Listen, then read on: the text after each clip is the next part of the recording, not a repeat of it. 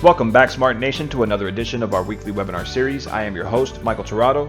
Today we're going to show you how to properly list an item for sale using the many avenues available to us like OfferUp, Letgo, and Facebook Marketplace. We will share some best practices to maximize your conversion rate and turn those listings into sales.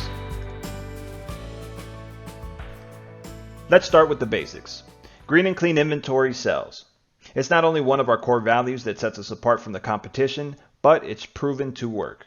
So before listing an item, be sure to remove any stickers and also any residue associated with those stickers. Make sure that the item is clean before taking any pictures. And for jewelry, make sure to buff out the scratches.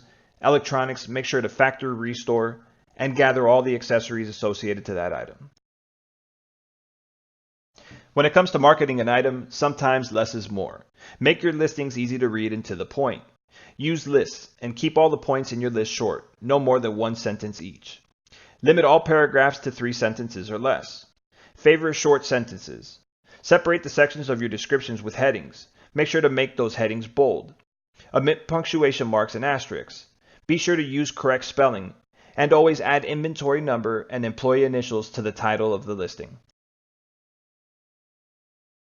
Remember, the name of the game is volume. The more quality listings you have, the more commission you make. Your total characters are limited, so make them count. Some features to include in your description include the brand name, the model number, the style of the item, the color of the item, any and all accessories that are included with the item, the size, the length, the storage capacity, anything that sets this particular model apart. When it comes to jewelry, be sure to provide as much detail as possible. Make sure to detail what kind of piece you're selling. Is it a designer piece? The size, the length, the weight, the purity of precious metal content. If the piece has diamonds, be sure to list the 4 C's: carat, cut, color, and clarity, and the shape of the diamond. With rings and chains and bracelets, indicate the size or the length. Now let's talk condition. Never describe an open item as new, like new, great, or in excellent condition. Let the customer be happily surprised with a better than expected item. Only list new if the item is factory sealed. Also, be sure to list any flaws or imperfections and provide pictures. If it has scratches on the left-hand corner of the screen, handle grips are worn, small tear on the bottom right-hand corner of the purse, you want to be as transparent as possible with the customer. And let the consumer know if the item is as is or for parts only. A picture is worth 1,000 words, and in our case, we want to be picture perfect. So in this case, let's use a light box and use appropriate jewelry elements when taking pictures of jewelry. Use the entire frame for the shot. Take pictures from multiple angles so that the customer can have a better idea of what that item looks like. Be sure to point out any imperfections or flaws in that item.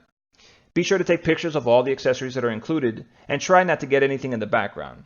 Remember that lighting is everything, and avoid camera shaking by using a tripod. Now, if you were in the market for a PS4, which picture would you click on first?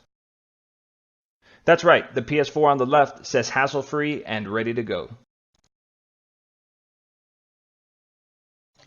Which picture gives you a true representation of what the actual ring looks like?